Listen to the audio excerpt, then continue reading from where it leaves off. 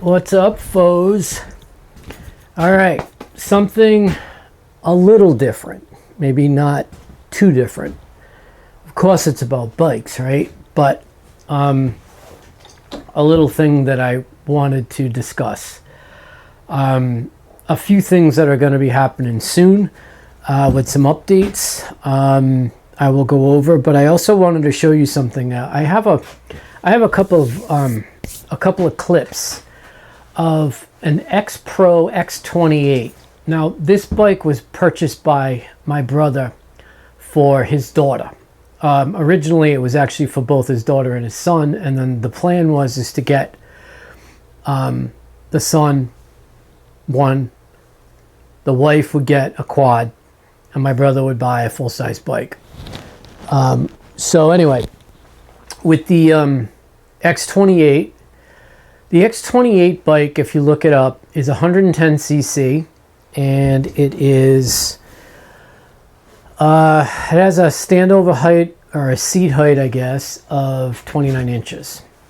Now, his daughter only has an inseam, I think, of, I think it was 24 inches, if I remember right. And obviously, the bike at 29 inches is bigger probably than ideal for her size. And she weighs about 60 pounds, or she did at that time. And there's so much bad information on YouTube and the internet in general when it comes to people talking about bikes and all these mods that people are doing that are being done the wrong way in some cases, and suspension setup. It's just a nightmare. It's a nightmare. It makes me cringe, which is the reason why I didn't want to get involved with YouTube in the first place, at least not on the bike side of things. So anyway, so I talk about suspension quite often because it really does make all the difference. And I realize that most of the people that are buying these bikes anyway are beginners, and they are looking at it from a different perspective, or they don't really know what perspective they're looking at it from. They just want a bike, right? So I'll point out a couple of things. I did mention it in other videos. Of course, the suspension setup is vital, right? It really is vital. It makes all the difference in the world. And I'm not talking about, compression and rebound settings. I'm talking about proper spring rates, setting up the bike for the proper amount of rider sag and static sag will change the behavior of the bike completely. I've touched on this a billion times since we started talking about this stuff.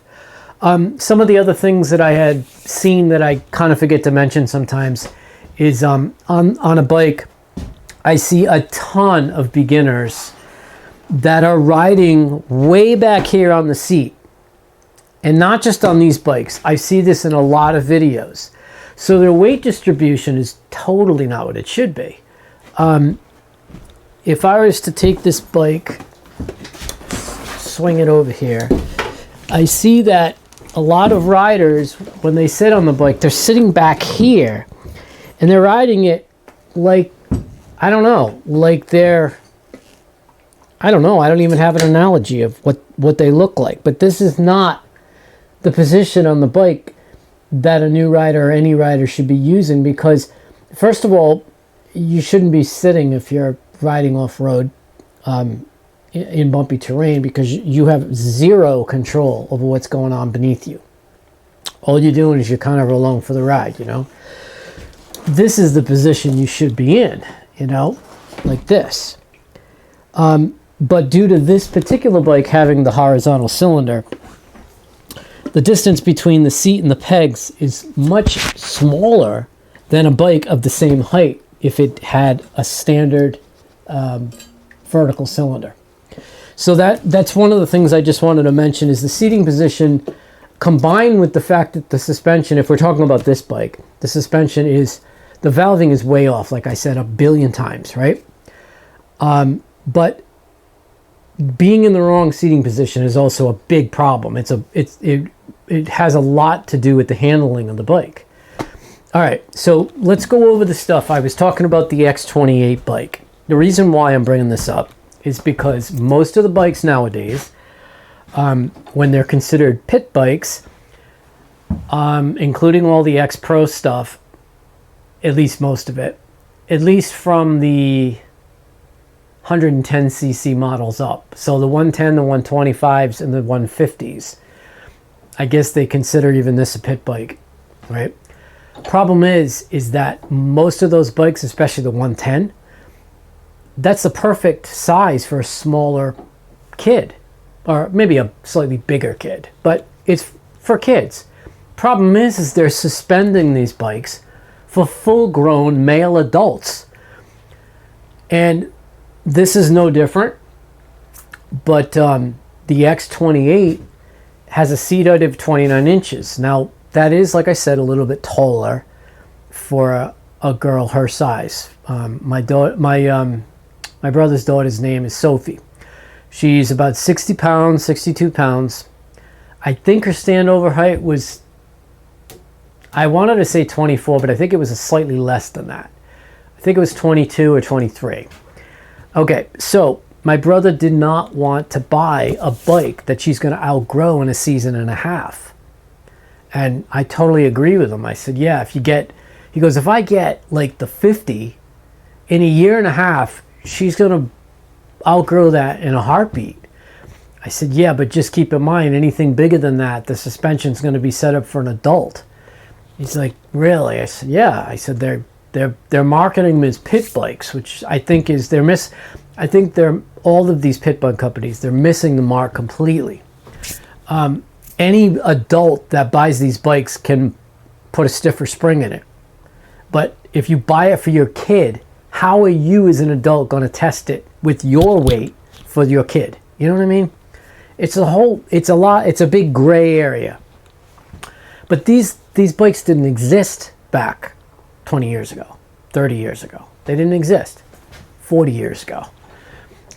Pit bikes are a kind of a new phenomenon, and many adults are racing them. Personally, I don't get it. I guess to each his own, but I want to show you a clip here. I have almost always had full-size bikes. As small as I am now, I was much smaller, obviously, as a kid, right? So at 14 years old, I was the only kid in our huge riding group that had a full-size bike. I had a 1985 XR200, and here's a picture of me on that. That bike was full-size, so it had a 35.5-inch seat height, which is basically the same as this. Actually, no, it's a little bit higher. This is 35. That was 35.5, closer to 36, or maybe even a little bit more than 35.5. But I know for sure it was a full-size bike. This one's not considered a full-size bike. Oh, it had full-size wheels too. Back then, the XRs used 17-inch rear wheels and 21s fronts, if I remember right. The point being is, from day one, because I was always riding full-size bikes, and at that time, I'm lucky if I was 100 pounds at 14 years old. Every bike I have had, every full-size bike, from the XRs, all my CR125s, KDX, everything, they all needed to have suspension work because I was way lighter than the typical weight of the average rider.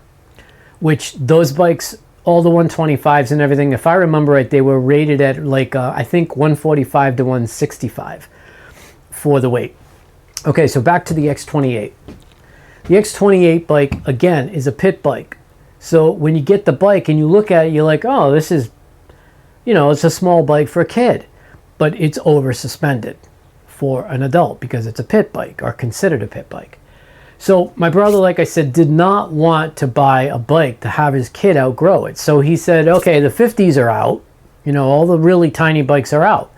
Because if she likes it, he said, my son, it's going to be the same problem with him, and he's growing even faster than she is. He's a year and a half younger, but he's already bigger than her.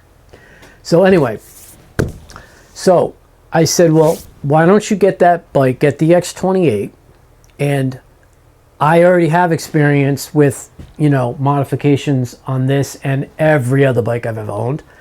Get that bike and we'll modify it. You sure? Yeah, let's do it. Okay. So bike comes in. He sat on, he calls me up. He goes, this is ridiculous. He said, I don't have a video of this or any still shots because he never took any. I wish he did, but he sat on the bike with his daughter and it barely compressed, even with the preload rings up quite a bit. It had a 1,000-pound spring on a bike that has 29-inch seat height. Just to give you an idea, this is a 35-inch seat height. So the bike is this big and it has a 1,000-pound spring. In fact, I can show you that. If you remember, you've seen this before, right? Stock shock, same type of spring on that little tiny bike. Ridiculous. So I looked into it. D&M makes the exact, and I recommended this exact model shock that I have on this bike because it has adjustable rebound, but also the build quality is very good, right? Okay, so he bought it, and I looked up what we needed. So now I want to make, add a little caution to what I'm about to tell you. Intentionally, because we needed to lower the seat height of the bike, I had him buy a 10 millimeter shorter eye to eye. So the distance between this eye and this eye was 10 millimeters shorter than it was on the stock bike. Normally that's not something that you would do, because if you do that, you're changing the geometry of the bike. What you're actually doing is you're sinking the rear end down, which makes the fork angle more what they call slack, meaning that the fork angle is further out. That totally changes the handling of the bike, and it also changes how it corners, because now the fork is further out, kind of like a chopper. Choppers are super stable in a straight line, but they're a nightmare in tight corners. That's what typically happens to a bike when you lower the rear end and you don't mess with anything else. Okay, with that said, I had him order a 10 millimeter shorter shock. But remember that 10 millimeters doesn't sound like anything, right? But 10 millimeters at the leverage point of the shock translates to a huge amount by the time you get out to the rear axle pivot point.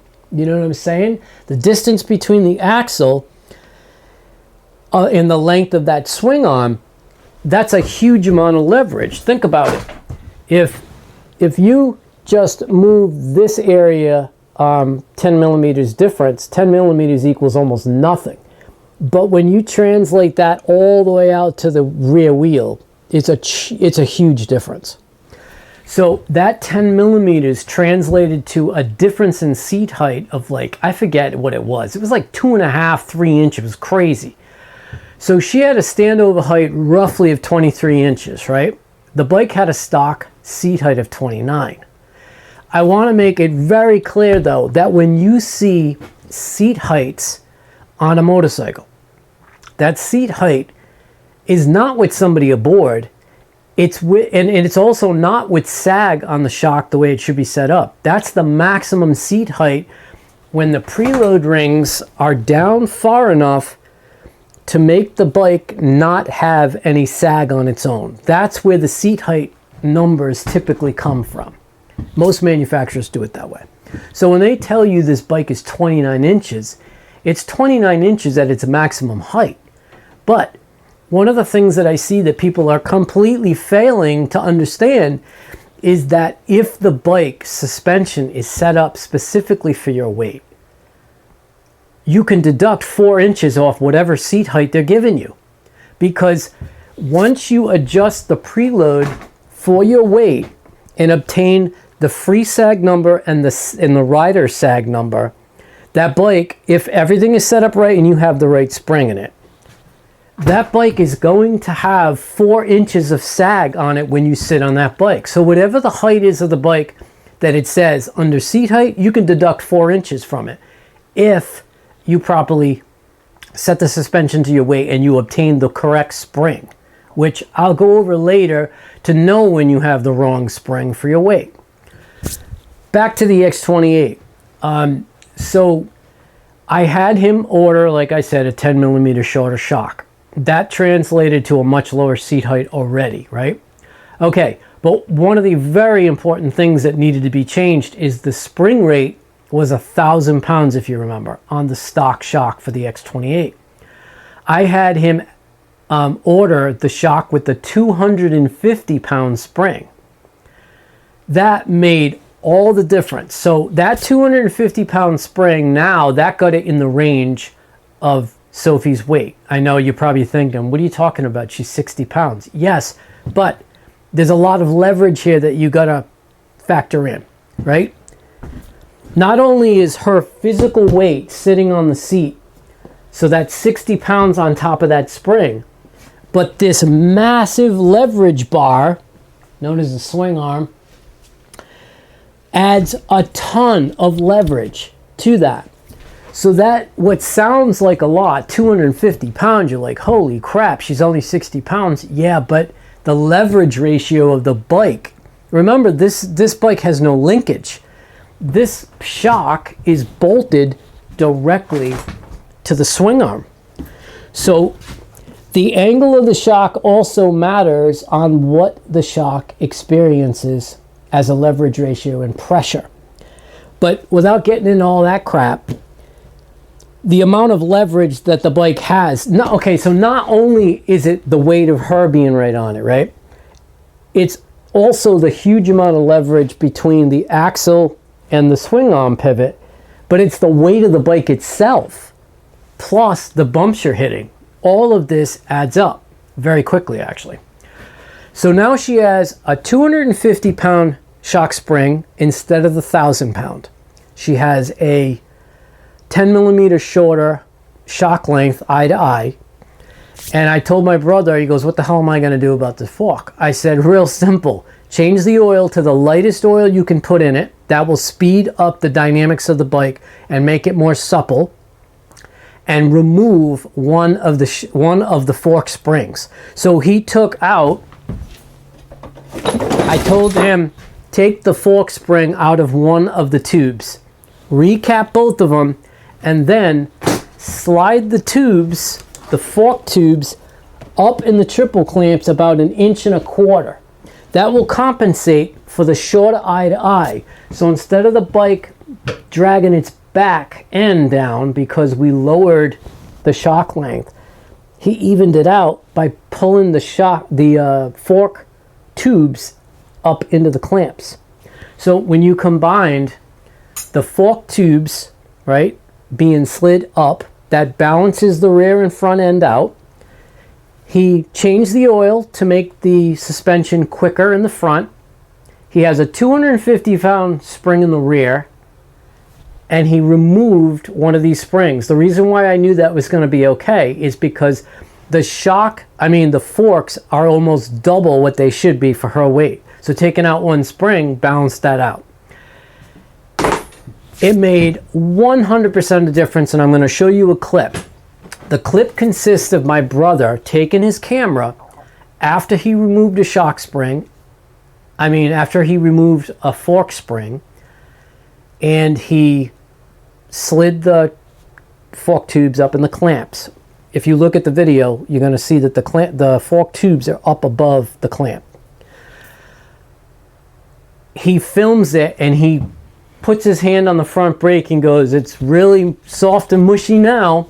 And you could just see how quickly the fork tubes moved compared to what he said, how stiff they were before.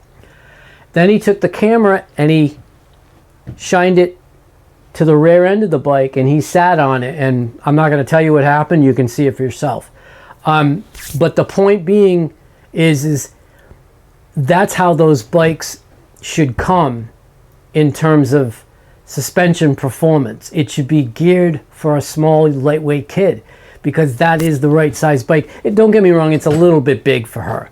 But like I said, she'll grow into that bike. And the great thing about this type of modification is everything is reversible. And not only is it reversible, but you can go back up in spring rates incrementally. You don't necessarily have to just go from what it is now back to stock, because 1,000 pound spring is never going to be right for her. I don't care if I bet you 1,000 pound spring wouldn't be right for her even if she was a grown adult. It's way too stiff. Now keep in mind that these crazy high numbers in spring rates on the shock springs for these bikes, the only reason why they're that high is because there's no linkage. It's a direct bolt-on shock right to the swing arm. If these bikes had linkage underneath, the spring rates would be about half of what they are right now. All right, so don't get that confused. So I want to show you a clip right now of, I guess it's 3 clips into one. First clip is my brother actually showing the difference in the suspension of what I'm telling you about how soft the springs are in the rear end.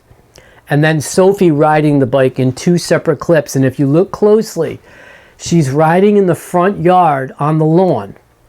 Look closely. And the littlest bumps, the little swells in the lawn, you can actually see the rear end compressing and the front end compressing subtly on those little bumps. So you know if it works that well in that environment, you can guarantee she's going to be just fine if she actually hits some real bumps off-road. Yeah, so I think, let me show you that, and I'll be back in just a sec. Nice and cushy now.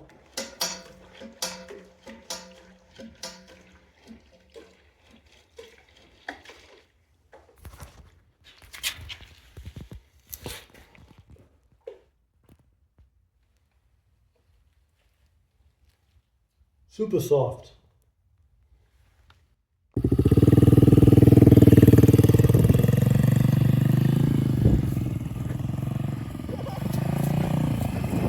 Go ahead.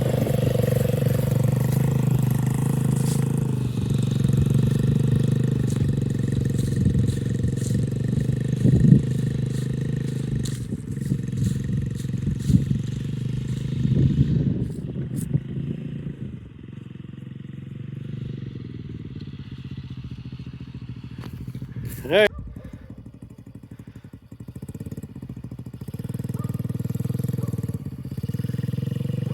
Yeah.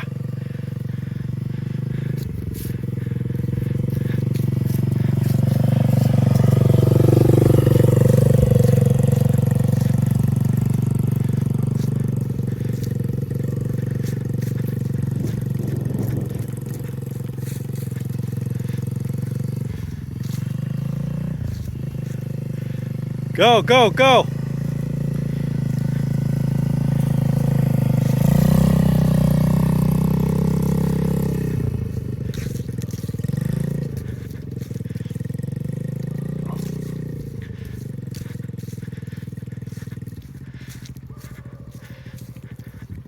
What do you think, though? It's okay.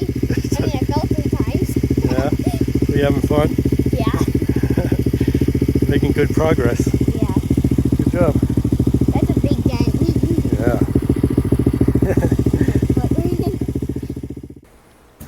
So you see what I mean? You see how dramatic that is on that bike? I can't stress to you guys enough how important the suspension setup is, and I see almost nothing online when it comes to YouTube stuff of talking about how important this stuff is. Yeah, you of course are going to see it on race channels with high-end dirt bikes like motocross and enduro bikes, but you don't see it at all on these little inexpensive bikes and all the inexpensive cheap bikes being made by the Chinese manufacturers. It's just as important. It has just as an effect on the handling of the bike, but it's not talked about. And the little tiny bit that I have seen, the information's completely wrong. People are actually, this is ridiculous, but there was a guy online on China Riders that had this exact bike. He bought it for his daughter. In the comments, he was telling the group that he cut the spring to get the bike to be lower. Honestly, it doesn't get any more of the wrong thing to do when you're trying to lower it. Okay, so one, his daughter was only, I think, 100 pounds or 110 pounds, if I remember right. So she's way lighter than this. And remember, this is the stock spring. This is a stock shock. 1,000 pounds. he cuts the spring.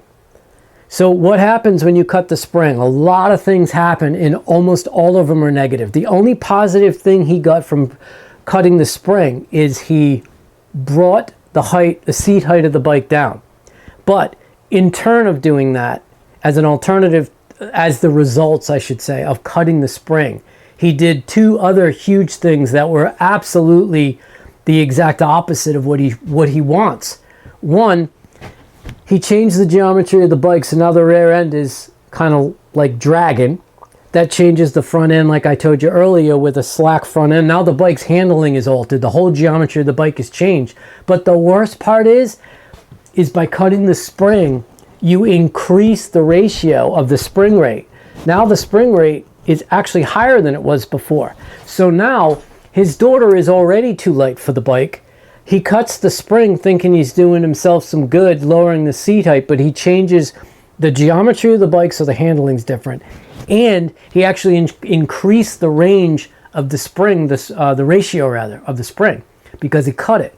By cutting the spring, now the travel is smaller, but the resistance is the same because the coil thickness is the same. None of that changes. That doesn't lower the spring rate. It actually increases the ratio of it. I just wanted to do this voiceover because I just forgot to make even more of a point of how ridiculous this whole scenario was. Is that if that father that had that bike just purchased the correct spring rate for what his daughter's weight was, it would have solved everything.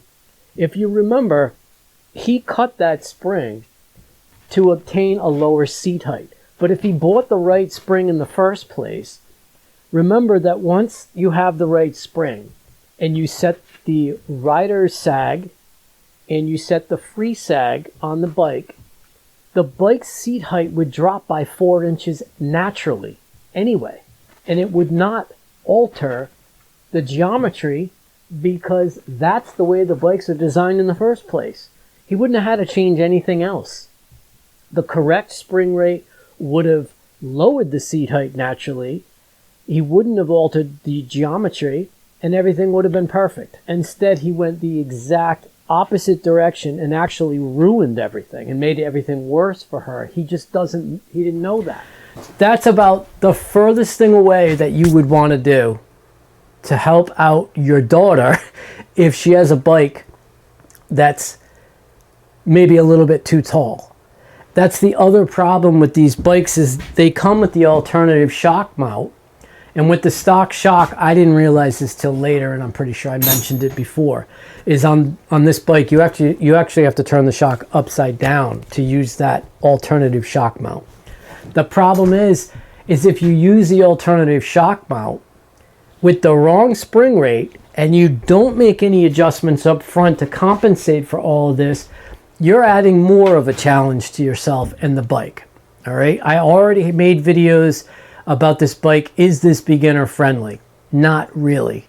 That situation, doing that alternative, that change in the suspension, basically he did everything wrong, and he just made it more of a challenge for his daughter. And that's what I'm talking about. There's so much misinformation out there, and I really didn't want to be the guy to set people straight, because the reality is does anybody care? It doesn't really seem it. But I think if I could take a person that's been riding this bike or any of those X-Pro or any of the pit bikes, doesn't matter what brand, and I was to alter the suspension to suit your weight and riding style, I think you would be shocked at how different the bike handles. It makes all the difference. Like I told you, I was a little guy. I've always been small. I'm 5'6" now, I'm actually lighter right now because I had a medical issue, a dental thing, and I wasn't eating hardly at all due to pain. So I'm down to about 133 pounds right now, but I normally am about 140. But the point is that because I was so lightweight, I always had to have the suspension altered. So when you ride a bike, and when I say ride a bike, I mean really ride it. Like blasting, blowing through the woods. That's how you know if the suspension's good. Not these people who buy all these bikes and the 5 minutes into riding the bike, they said, oh, the suspension's great. How would you know? You're not doing anything yet. And I see that all the time. It drives me nuts. But see, that's the problem. You have somebody that doesn't know any better, and they're not intentionally trying to mislead you, but they don't know any better. And then on top of that, all the beginners that are interested in that bike are watching them, and they say, oh, okay, this is good. This is good. The guy says the suspension's great or whatever. Not at all what's going on. That's not the right way to do it. So I just wanted to caution everybody about that. Like, there really is something to having the suspension set up properly. I wish I could tell you that this bike, even when the suspension is set up properly, would be perfect or close to it. I haven't gotten to that point yet. I'm about to take apart the front end and revalve them because the shock with the adjustable rebound made a big difference. So anyway, that's for another video. I did want to mention too that I did do some test riding on this bike, and I thought I had really, really good results. I was super stoked to tell you, and I made the whole video, and then I realized last night, that there was a big problem with the results. And that is in gearing. Remember I mentioned to you that one of the things I wanted to do is test out 15, 16, and 17 tooth countershaft sprockets to see how it would work.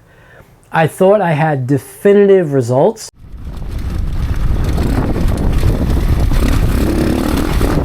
Jesus.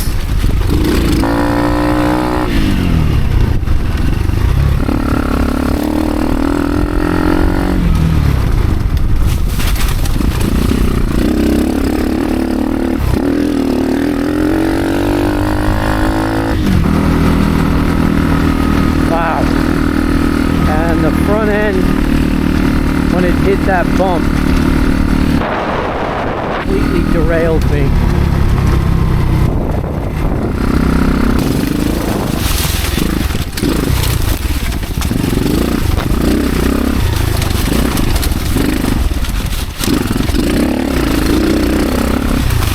What gear am I in?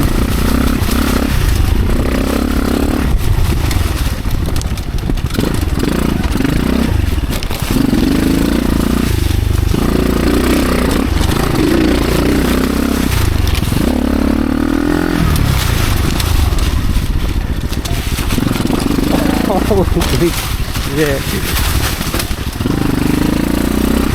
I'm in second.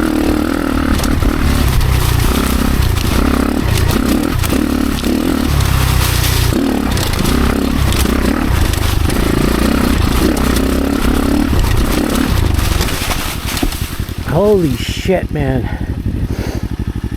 You're gonna get massive arm pump because the suspension is just kicking the shit out of me.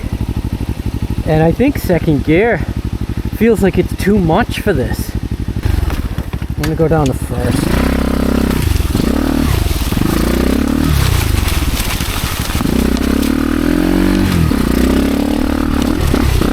Oh yeah.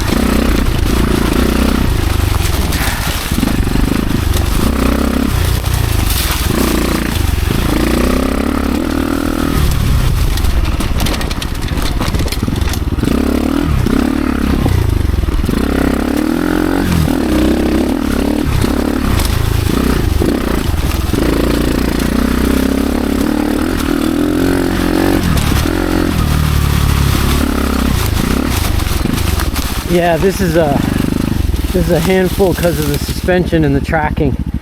Makes you hold on for dear life. So I'm thinking maybe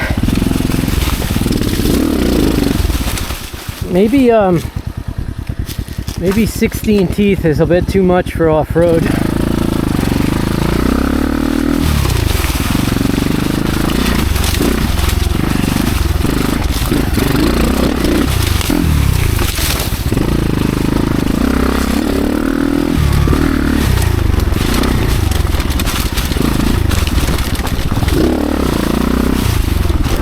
Wow.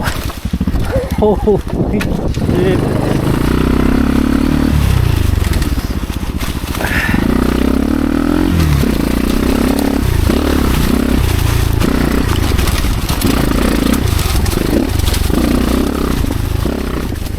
a handful. And then when I got back to the shop after riding, I realized something was wrong with the rear end. Either my brake caliper was twisted on the mount or something, or the axle spacers were binding, but I had a tremendous amount of resistance on the rear wheel. So much so that it was causing a huge issue when I was riding in the woods, not realizing some of the results and my opinions of different gearing was likely due to a lot of the resistance on the rear wheel. I mean, I could put this bike up like this and the wheel wouldn't even spin. It would just go, that was it. So I have to redo all these tests. So in the next few days, that's what I'm gonna do. I'm gonna retest everything. I'm gonna retest the 16 tooth. I don't have the 17 tooth, but I do have the 15. It came with a 14 and I can give you the results. I wanna say that my initial results were that the 16 tooth is really good for dual sport use and any off-road use that you're going to use with that. If it was double track, like mild off-road stuff, it would be fine. Anything more serious like New England woods or more technical terrain, it's that gearing would be too tall. But now, after seeing that I had that binding problem in the rear end, I have to retest everything. So anyway, all right, that's good for now. So thanks for watching, and I'll be back with those tests on the gearing changes. Okay, thanks.